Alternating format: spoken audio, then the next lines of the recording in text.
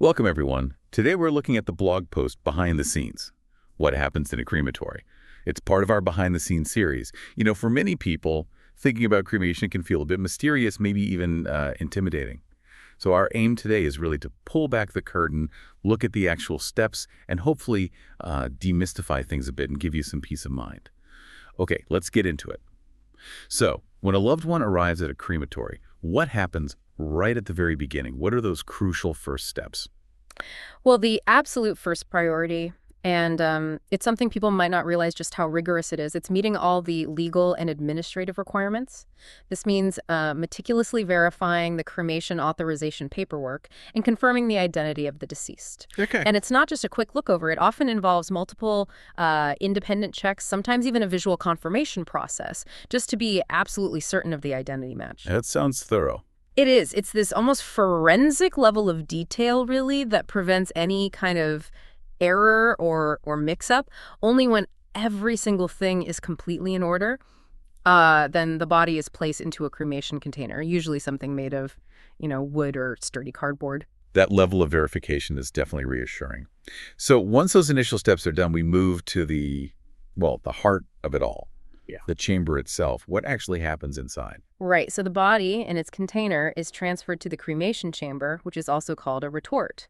Now, this chamber is preheated to really, really high temperatures. We're talking usually between 1400 and 1800 degrees Fahrenheit. Wow, that's intense. It is. And just to give you some perspective, it's roughly twice as hot as your home oven on its absolute maximum setting. And it's important to understand it's this intense heat doing the work, not direct flames like many people might sort of picture. That's a really key distinction. Uh-huh. So how long does this thermal reduction process take inside the chamber? Typically, the intense heat reduces the body down to bone fragments over, say, 2 to 3 hours. Modern crematories use pretty advanced technology now, not just for efficiency, but also, importantly, for environmental responsibility. And all of this happens while sticking to really strict protocols to maintain dignity and respect the whole way through. Okay, so after the heat, we get to the next phase, and this is probably where some common misconceptions about cremation get cleared up. How do we get from bone fragments to what people call ashes? Right. So once the cremation itself is complete, the remains are very carefully allowed to cool down completely. Then any sort of non-combustible items or metal fragments, think things like dental fillings, maybe surgical implants like pacemakers or joint replacements, they're meticulously removed. Ah, okay. And this bit surprises many people. These items aren't just, thrown away. They're often ethically recycled. Recycled. That's interesting. Yeah, it reflects both environmental awareness and a kind of final practical consideration for the person's physical items. Huh? I don't think most people consider that aspect at all. So what happens to the material that's left after that? So the remaining bone fragments, they are then placed into a special machine called a cremulator. What this machine does is it grinds these fragments down into a very uniform, fine, almost sand-like consistency.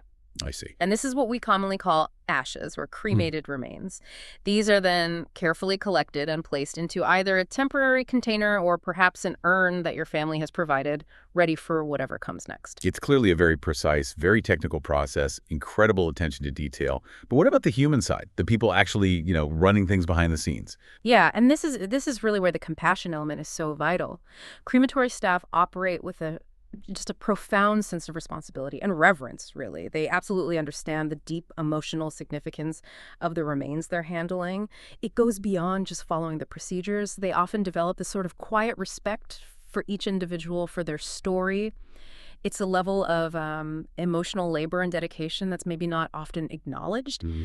From the very moment the body arrives, right up until the moment the cremated remains are returned, every single step is meticulously documented. It's tracked. This whole rigorous system ensures complete accountability, complete transparency, and it makes sure the focus is always, always on honoring the life of the person who has passed away. It's quite powerful when you think about that unseen dedication, isn't it? These professionals ensuring such a sensitive process is handled with, both technical precision and real human care.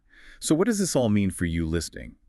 Hopefully understanding these precise steps, the meticulous care involved, it genuinely helps to demystify the whole thing. It can allow you to feel more confident, perhaps, in your choices for a loved one's final arrangements. And it reassures you that they are in caring, professional, and truly accountable hands. Exactly. This process, while it is technical, it's absolutely underpinned by this unwavering commitment to dignity and respect. And it does raise an interesting question, I think. In a world where so much around death can feel quite abstract or maybe overwhelming, how comforting is it really to know that even in these most sensitive moments, there are these clear protocols, these dedicated individuals ensuring a controlled, compassionate, and transparent process from the very beginning right to the very end? We'll be back next time with another thought-provoking exploration of a topic that matters.